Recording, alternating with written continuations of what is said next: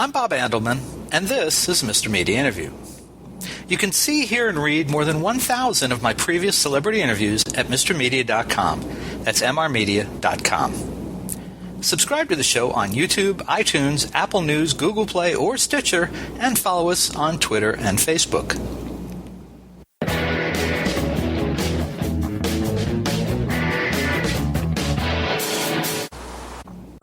Hello, Mr. Keeshan. Yes.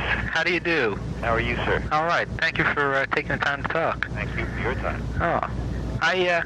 Gosh, I want to ask you something right off the bat. I was just talking to someone. When does a person go from calling you Captain to Mr. Keeshan? What age does that happen at? I think many people call me Captain at any stage in life, so feel free to call me whatever you'd like. All right. I guess you're comfortable with either at this point. Absolutely. I'll be darned. Yeah, we were talking about how a maestro in a symphony would prefer to be called Maestro Hoffman as opposed to Mr. Hoffman because he feels it's something he's earned. In your case, it's something that's just, I guess, grown over the years. Yeah, I really don't think that seriously about it either way, so call me Maestro if you want to. Okay, Maestro. Thanks. How are you doing? We're doing fine, thanks. It's terrific. You feeling good? Yeah, I'm feeling absolutely wonderful, thank you. Oh, I'm glad to hear that. I know you had some problems a while back. Yeah, that's an ancient history now. It's over 3 years ago. Yeah. What is the current status of Captain Kangaroo? Well, we're on CBS on weekend mornings on Saturday and Sunday, and we will be so until the end of the year. And at that time, as we've informed CBS, we'll be taking the show off the air because we are now searching for a time period on public television where we hope that we will be on Monday through Friday and be able to reach the audience that the program has been designed and produced for over the many years, that audience which we're not now reaching early on weekend mornings. So there's a very strong chance that you will be on PBS? Oh, I think there's a very strong chance. We've been talking to people in public television, in PBS, and in the Corporation for Public Broadcasting, and many stations, and we have nothing but enthusiasm for the project at the moment. And the key factor really is the finding of underwriting, corporate support. As you probably know, public television is not a very wealthy system. Right. They have a great deal of difficulty in financing their operations, and especially since the president has seen fit to veto the latest appropriation for public television, they're in difficult straits. So we would have to find corporate underwriting to bring the Captain to public television, and so we're at the stage now where we're talking to corporations and seeking a far-sighted company that feels strongly about the future of the nation and to the extent that how we now nurture children through television is important to the future of the nation. So if we can find someone of that sort early on, we'll be on public television early on. Well, what kind of company? Any kind of company at all. It's an American company that's interested in the future of America. That could be anybody from McDonald's to Eastman Kodak to General Motors to Chrysler. Anybody who's forward-looking enough to know that the way we raise children is predictive of the future, and that if we don't raise children better than we have been, nurturing them recently, we're going to be in trouble in this country. So any company that feels strongly about the future of America is a company that would be interested in this project. Okay, all right. I was thinking, in breeding up and boning up, I'm one of the kids that I guess everyone grew up watching the show. Most everyone. Everyone under 50, maybe. Yeah. Okay. And I was reading what you had done before coming to the show, and I saw that I guess you were about 22, 23 when you started playing clarigo. No, I was 20 when I started playing. 20. Yeah, I was an undergraduate and working my way through college, and joined Bob Smith, who just started Howdy Doody, and worked with him on that program. Oh, and then it was maybe 6 years later that the Captain was born? 5 years later, I left and did 2 programs in New York over a 2-year period, one of which was very similar to the Captain, and invited CBS's attention. And in 1955, which was actually 8 years after we started on Howdy Doody, we started the Captain. I see. What I was wondering was where someone so young, just coming out of teens and still in school and then moving on up, how someone gets and develops such a good instinct for children and to know how to interact with them so well. Well, I suppose it's a good deal of on-the-job training and a good deal of research outside of television. I did not, on Howdy Doody, have any knowledge of the needs of children or how we could meet them, but in 1951 my son was born, and so I at that time began looking at television from a different perspective, viewing it as a parent, and showing some concern in those very early days of television about what we were doing to children through the viewing experience, and also fairly excited about the potential for using television to instruct and to advance the child emotionally and culturally. So I began seriously thinking and studying ways in which that could be done, and my whole approach to children changed radically. That was one of the principal reasons, of course, why I left Howdy Doody and struck out on my own, so that I might have producer's control and be able to do the sort of things that I wanted to do. And that I very much did from that point on. And of course, Captain Kangaroo represents the whole development over the period of time. Do you recall what anything about your own childhood, the things you did at that same age as the kids that are watching you, the things that your parents had you doing to keep occupied and interested? Well, I don't know whether I recall anything specific to the point where I would say, oh yes, I remember that experience from my childhood certainly influenced this particular approach or this particular device or whatever. But my childhood was a wonderful childhood. I don't have any sad stories to tell about it. It was idyllic, and even though they were difficult times, depression times, and domestically, and with war threatening overseas during the 30s and so on, those worlds were far from mine. I just lived a wonderful, comfortable, secure childhood, and I did, whether by accident or design, have parents who left me pretty much alone and helped me develop my imagination and allowed me to have fun developing that imagination. And I think that I probably found a lot of my future was developed at that particular time. So I think if I had a different childhood, I probably would not have been able to do the work that I do today. Are you an only child? No. I have two older brothers, and a younger sister. I see. I had one other question along that line. What did your father do, or does he do? My father was a grocery executive. He was an immigrant to this country and worked his way up from delivery boy to vice president of the company by the time I came along, and was growing up, maturing in the 30s. He was an executive, and we were living a pretty comfortable life, and he was a pretty great guy. Oh, it's a very American type of story. It sure is. Yeah. He loved America. He was just about the most American I know.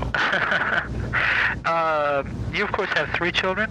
I have 3, yes, all old-timers. They're 29, 31, and 33. Have they made you a grandfather yet?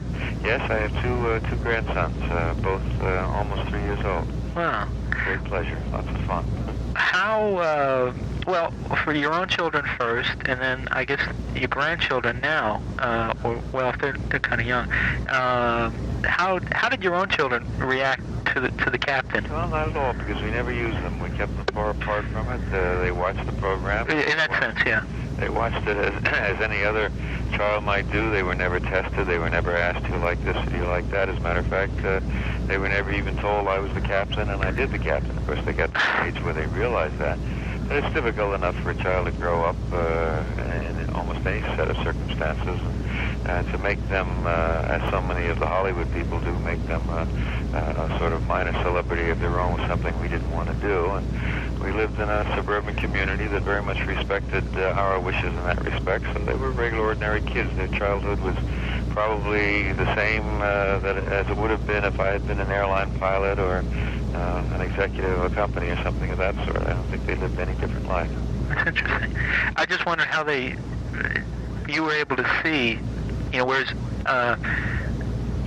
you got feedback, I'm sure, from other parents about how their children were taking to the captain, but I guess you were able to see firsthand from your own children how they were reacting if they weren't aware of it. Yes, to some extent, but they were never aware of it, and they were never aware that they were being observed in any way. And actually, most of the time, they were not being observed. If they felt very strongly about something, they might tell their mother about it in the same way that any child might say, "Gee, I like the dancing bear and what he did today," or something of that sort. But I never depended on them as a laboratory or in any other way. I just wanted to keep them as normal as possible and allow them to grow up as much as in as normal a way as possible. Okay, let's change gears a little bit. How good or bad would you say today's television for children is? How good or bad is today's television for adults? Then you've got to say to me, well, some adults like some programs and other adults don't like other programs and so on. Because if we're to look at the juvenile audience, we have to recognize that the juvenile audience is not monolithic. It's not one individual, and therefore one program is good for all and another program is bad for all. Children bring, as adults do, different backgrounds, different experiences, different stages of emotional development to a program. So for some children, a particular program is fine viewing. For other children, it's not appropriate viewing at all. Same is true with adults. So we have to recognize that there are millions of different human beings in the child audience, each one of them unique. No two have ever been born alike. So I'll give you a ludicrous example. A woman told me that her children couldn't watch the Donna Reed program. She wouldn't allow them to watch it. If you remember, that program was very saccharine, very sweet, nice mommy and nice daddy and so on. But she was a psychologist on a home for children in Houston awaiting adoption. They were 12 and 13 years of age, and they knew they would never be adopted. So they would watch this program and bring their peculiar special experience with them and see all that they were deprived of, the nice home, the nice mommy, and the nice daddy, and so on. And it would lead them to aggressive behavior. They'd start punching each other out when the program was through. So she realized that their special experience made that a very inappropriate program. But no way in the world could you call it a bad program. Right. But with their experience, it was. And that's true of any program. Some children are able to, at their stage of emotional, cultural development, watch a particular program and benefit from it. Other children might well be harmed by that same program. So that implies that parents have a very great need, a great responsibility to intervene in the program selection of their children. And only with parental intervention is television going to be intelligently and wisely used for the development of their children. A lot of parents don't think anything, would never think of just sending their children out to play and not be concerned about who they were playing with or where they were playing or what activity they were engaged in. They're very much concerned about those real-life activities. And yet, in fact, American children spend much more time with their playmates on television and television program viewing than they do with their real-life sandbox playmates, and are being much more influenced by their television viewing than by real-life playmates. So parents ought to be at least as much concerned about their television playmates as they are their real-life playmates. I found some stories that go back as far as 1960 that interested me in the sense that they were saying that at that point, Captain Kangaroo was the only actual children's program on the air, and that changed a little bit over the years, on and off. Others came and went and have stayed and so forth. I'm wondering if there's ever a period in your mind where there was actually a quantity of good programming for children. If we've missed it, if a golden age of, so to speak, of children's programming has come and left us. Well, I think that there certainly was a good deal more programming for young people 15 and 20 years ago than there is today. There is none today, and there's no programming at all on the commercial networks, Monday through Friday. There are some syndicated programs on commercial television on the independent stations, but most of them are animation from old Saturday morning and not, on the whole, of very high quality. We always public television, of course, and their excellent commitment to children through Mr. Rogers and Sesame Street and Reading Rainbow and other such programs. But there was a day many years ago when NBC had programs like Rudy Kazootie and Ding Dong School, and ABC had Discovery and the Mickey Mouse Club and Mr. Wizard on a pretty regular basis. CBS had Captain Kangaroo, and they had Lucky Pup, and so on. So there were a substantial number of programs, at least in quantity, most of them of fairly high quality. Maybe they weren't as educational as Sesame or Mr. Rogers or Captain are today, but they were certainly not programs that harmed the child in any way. Rudy Kazootie and Howdy Doody and so on were if maybe occasionally inane, they were still fairly good entertainment and did do well by children. That's changed, of course, enormously, and mostly because of economic reasons. Children's programming is no longer economically attractive to broadcasters, and therefore I don't think we shall ever again see it. For a while, we saw good constructed children's programming, even if it wasn't economically advantageous to broadcasters, because government insisted that broadcasters had a responsibility to program for special audiences such as children. And now, under the present Federal Communications Commission, broadcasters have no responsibility at all to program for special audiences. They don't even, as of 8 weeks ago, they don't even have to keep a log anymore. Right. So we couldn't even prove it if they had the responsibility. We couldn't prove whether they discharged it or not. Do you think, I somewhere I had read that you don't feel that children have changed over the years? I don't think they really have. I think we can see differences. We can see, someone said to me the other day, children are so much more hip. Well, that's true. I think there's a sophistication there, but that's a surface thing. That's a veneer. They have a greater vocabulary, and they have a greater knowledge of the world around them than we ever did 30 or 40 years ago. And I think to a large extent that's because of their television viewing. But basically, when you get down beneath all of that, the child is very much the same as the child of 30 or 40 years ago. Who am I? Am I valued? Am I loved? Do I have a future? All those same questions are being asked by today's children as were asked a generation ago, and their nurturing needs are very much the same as children of that age. Do you think that part of the key in coming up with a successful children's program that can work for the commercial networks, not necessarily on, but for them, has to do with maybe there's a different style of format or some kind that needs to be developed at this point for the kids? The children's audience. You see, when I left Monday through Friday on CBS 2.5 years ago, I had a rating of 3.6, which was a very respectable rating, considering that I could only appeal to about 10% of the nation's population to begin with. The morning news replaced me in that hour, and last March, 2 years later, the morning news had a 3.6, exactly the same rating. So they got absolutely nowhere in building larger audiences, but what they did do was build a different character audience. They were now at 3.6 of adults rather than 3.6 of children.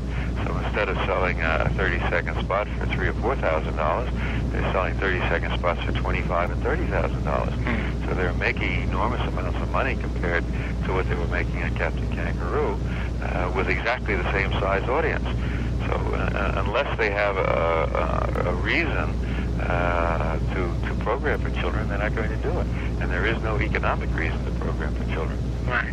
How have you parts of New York, I guess, have been slow to wire for cable. Are you fairly familiar with the Disney Channel and Nickelodeon? Yeah, I'm familiar with all of the services. Oh, okay. We've worked to talk to Disney and to Nickelodeon over the last few years, and they've all had very serious economic problems. The Nickelodeon channel, of course, because of its sister company, Atari, has been in great difficulty, and they have not been able to spend quite the money they have. I think half the people that I talked to 2 years ago are no longer there. Their staff has been trimmed down considerably, and they're really not able to do very, very much. The Disney Channel, we were very serious with at one time when they were in partnership with Westinghouse before they actually went on the air. And then they split with Westinghouse and decided to do everything in-house at the Disney studios. But even if any one of those happened, we really wouldn't have access to very many people. Disney, I think, now reaches about 6 or 7% of the television homes in the nation. Nickelodeon, I think, reaches about 11% of the homes in the nation. It's not very impressive. When you start out with that small an access, you really can't build very much of an audience. And then I'm also a little bothered by the fact that you have to pay for both of them. You have to pay for the Disney Channel, and to get Nickelodeon, which is a free service, you have to have cable service to begin with. And the people who need and use television the most, the children in homes below the poverty level, are the ones who certainly can't afford services like that. So that sort of thing bothers me. 20% of the children of this nation are living below the poverty level. That's 1 in 5. They're not getting the Disney Channel, and they're not getting Nickelodeon. And they're the ones who probably need it most, because there's no money in their family budget for recreation. What do you think of the programming itself on the two channels? Oh, I think it's fine. It can't be Disney. Disney's wonderful. He has a library of material that's awesome, and they are developing new material. And I think if they ever get themselves straightened out with all these takeover attempts and so on, and management gets itself straightened out, we might see some wonderful things from Disney.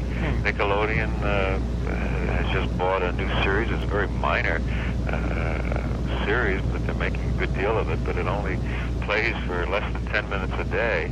And when you're dealing with 14 and 15 hours a day in service, that's not a very big contribution. So they're a long way from it. I think cable television is going to be a long time in maturing. For example, I think family home entertainment is going to overtake cable in no time. I think producers such as myself will be spending more time and realizing a greater income a decade from now from family home entertainment than from cable or on-the-air broadcast television combined. So I just think that field is exploding. It's incredible, the things that are happening there. It's growing so much faster than cable. I think cable has some very, very serious problems. Do you bear any animosity towards CBS? No, not at all, because first of all, it's unproductive, and it's not part of my nature to be vindictive or to dislike people, and the people involved in making decisions over the last few years that have displeased me are just doing what they have to do. If the FCC didn't tell them that they were free to do what they wanted to do, then they would have to go and make other decisions. But with that freedom and unshackling of their responsibility, the stockholders have got to get their due. The stockholders have got to get as much money as they possibly can at the bottom line. And if this particular executive doesn't do that job, then somebody else will come along and do it. So right. You can't hate a fellow for doing his job. I mean, I might have some strong feelings about the FCC and their doctrinaire feelings about letting the marketplace function and letting the marketplace take care of children. And God knows the marketplace certainly will take care of children, but not the way that we expect it to. Are you comfortable in the role as, and maybe you've been put there by other people, or maybe it's intentional, but in the role as a leading spokesperson for children's television and children in general? Well, I think it's my obligation to take a role of advocacy, not only relative to children and television, but everything in society, whether it be child abuse or education or any other facet of our society that impinges on and affects the way we nurture children, is something that I've got to feel very strongly about, and in fact do. And I spend a lot of my time in education. I spend a lot of my time in healthcare. I spend a lot of time in organizations like the National Council for Prevention of Child Abuse, which has now become such a wonderful and popular subject now that we find sexual abuse running rampant in schools.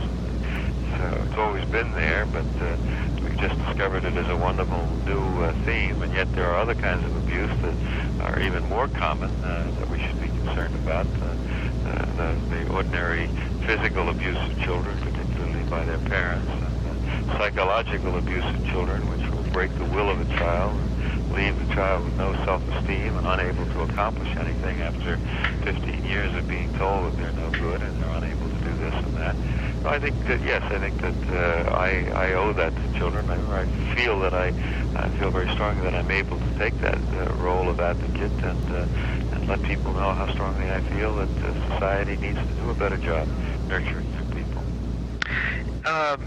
You have received and been awarded diplomas and uncounted awards and such over the years. But is there any one that for any reason whatsoever just struck you closer to home and really was that much more impressive that you treasure that much more than another? I mean, just a personal one, really, that more than anything else.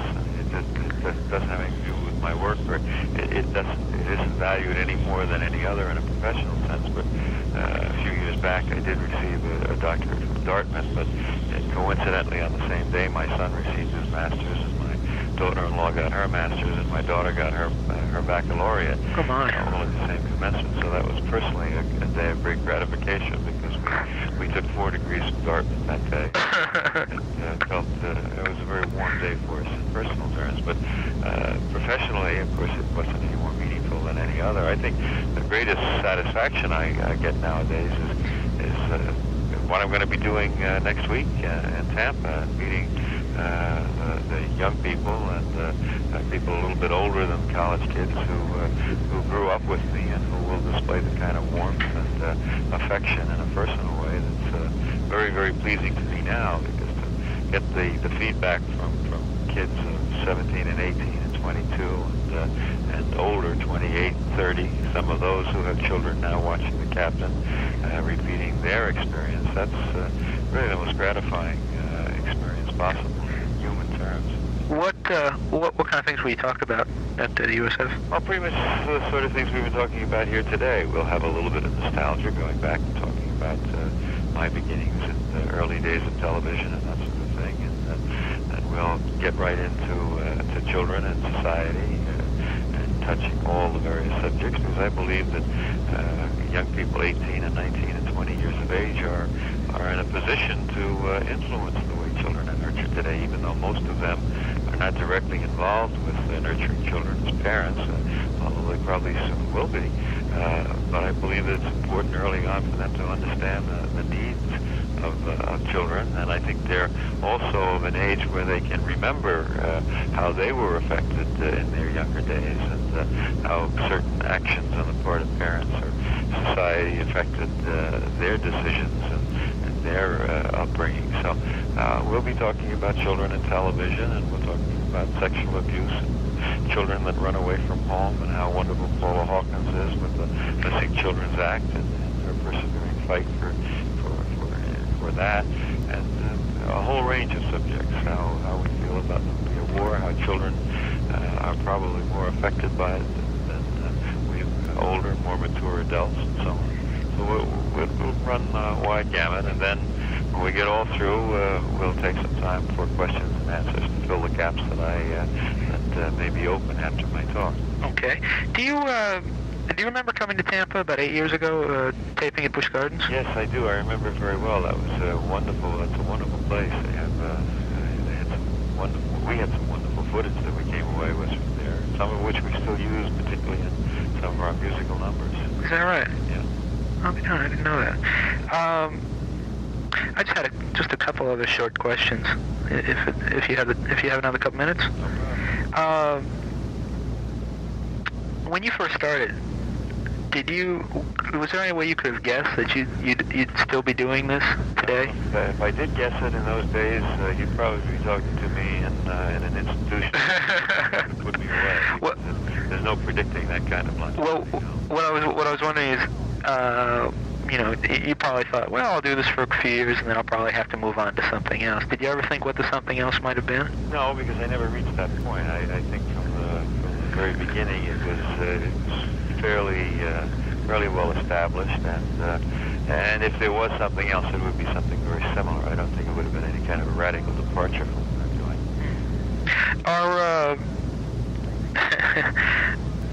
doing. I can't even say this with a straight face. Are Lumpy Branham and Cosmo Allegretti, are they still with you? Yeah, they certainly are. They're fine. They're beautiful. Lumpy is enjoying himself resting and at his home in Pennsylvania, and Cosmo is playing tennis and doing an occasional role in a stage play here and there. So yes, we talk to each other every few weeks on the phone, and they're standing by ready to go into production again when we need them. Good. So they will be a part of whatever you do with PBS. I didn't know what their real names were until just last night, but their real names are so cartoonish. Well, Lumpy is really, it's a nickname, of course. He got that when he was a teenager, and I don't know what it really means. His real name is Hugh, of course, Hugh Branham, which is a fairly conventional name. Cosmo comes from an immigrant family, and it was a very important family name. Who actually created the characters that they? Well, the creation of a character is a community project. There's usually writers writing a script, and maybe puppeteers making a character, or an actor designing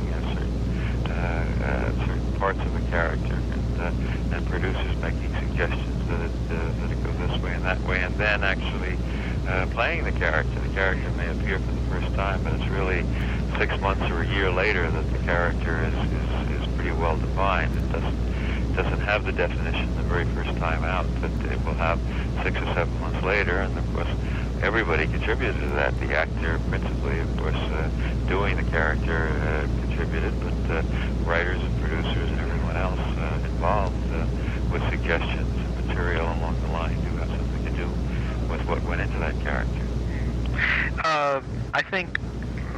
I know that my favorite character on the program was always Grandfather Clock. Yes. Maybe that's because I had a very strong grandfather. I don't know, but it always amused me. Can you tell me anything about how that particular character came around, or anything about it? No, not really. It was nothing very unique about its creation. He came to the program about a year after the program started. We had a large knight in armor standing in the corner just as a decoration, and every once in a while he'd raise his arm and salute me and so on. And we found that a few children were frightened by the character. We received mail from mothers telling us that when he moved and he clattered and he clunked, that it was a frightening thing, frightening image. So we decided, even if it was only 10% or 5% or 4% of our audience that was thus affected, it would be a good idea to do without it. And so we thought, well, what are we going to put in its place? And somebody said, how about putting a talking clock in there? So we designed a grandfather clock, and we gave Gus the opportunity to work it. It was very crude in its workings, but one of the writers said, let's have grandfather recite poems. And so primarily that's what he did. He did recite poems, and of course he fell asleep at the end of his poem. Right. That was a utilitarian thing, really, because if he didn't fall asleep, we had to have Gus back there, and we needed Gus for other things. To free Gus, we had grandfather fall asleep and stay there until we came back to him again. Oh, that's great. Was there any character that you particularly had more fun working with than the other, just because of I don't know, for some reason it just interacted better with you? No, not necessarily. Everything is different, It's difficult to choose. Lumpy and I had just a slightly different relationship than Gus and I had. We each had a very good relationship and enjoyed doing things. But Gus would react differently to things than Lumpy would, and it was fun playing with both of them. What about like Mr. Moose? Yeah, well, that's Gus again. Yeah. Gus is behind so many of those characters. And Gus had different characters. His Moose was different than his grandfather, right? Obviously, and very much different from his Dennis, which was a live character. So he displayed great virtuosity. Someone asked me to ask you what was always in your pockets, if anything. Was there? It could have been anything. In the early days, when the pockets were large, it usually was something that came out of the pockets that led to something else, whether it led to Tom Terrific, to some musical number, or whatever. The object that I pulled out of the pockets was a transition, an excuse to get to that particular thing. But there wasn't anything more than that. There wasn't anything mysterious in there, certainly. You correct me if I'm wrong. You used to tell a story that the name was Captain Kangaroo because of the pockets. Well, yes, and then of course it was unimportant to us in the beginning because we designed the show and what we were going to do and what the format was going to be and what the characters were going to be. And then at the last minute, somebody said, "Well, what are we going to call this thing?" And that's really the least important aspect of the program, really. So we had to come up with a name, and alliteration in those days of Rudy Kazootie and Howdy Doody and so on seemed important. So we thought it was the captain of a treasure house, museum sort of place. We gave him a rank that a guide might have, and because he had large pockets similar to the pouch of the kangaroo, we assigned him Kangaroo, and Captain Kangaroo was alliterative and a little catchy, and that's really all there is to it. Oh, very good. I have one last question for you, Mr. Keeshan, or Captain, pardon me. I wonder if you have any advice for parents or for children, for that matter, or both. Well, the only advice I have for parents really is I think the basic essential advice. I've always been amazed in recent history of the end of the program. We had a feature at one time where we would say to parents, spend some time with your children and give them your time today. And it just amazed me after we started that I was actually getting letters, 10 and 12 and 15 a week, saying, "I think that's wonderful, but what am I supposed to do with my children? What's happened to America that our parents don't know how to parent anymore? We seem to have bred that out of them. They don't have. My mother never had any trouble figuring out what to do and how to spend time with me, and I think that's the most essential thing for parenting today. If we use television as a babysitter, if we fail to give time to children, then we're failing our children. You don't have to do anything fancy. You don't have to design some complex game that you're going to play with them. You don't have to think of some wonderful trip, someplace you're going to go. All of those things are wonderful. But the most important thing, basically, is just spending some time, just having a conversation with your child. And that's not something you do when they're 8 or 9 or 10 years of age, but something you do from the time. Listen, Jerome Bruner up at Harvard says that children are listening to you when they're a day old and 2 days old, and that's important to talk to them intelligently from that point on. And I believe that. I believe that an intelligent conversation between parent and child, which takes time, is going to make for a great parent-child relationship, and you're never, ever going to have a problem with that child if you have that relationship. Is there anything you would say to kids if you had a... Just enjoy yourself, relax, and have fun. You're different. There's never been anybody like you born in this world. You're unique, and you have a great future, and you're valued by all of us. So just be confident that you can do anything you want to do, and take great pride in accomplishing those things. Self-esteem is the most important thing that we can give young people. If we can make them feel important about themselves, and let them know that they are valued, they can do anything. Without self-esteem, there's nothing in this world they can do. There'll be failures there. You can predict failure. Any psychologist or teacher can show you a child of 7 or 8 or 9 with low self-esteem, and it's predictive of failure. It's got to be, unless something intervenes to change that child in a few years. Very good. Captain, I'm very grateful for your time. I really enjoyed talking with you. Well, thank you. I enjoyed talking to you. Looking forward to seeing you next week. Looking forward to being there. Thank you. Thank you, sir. All right. Bye. Bye-bye.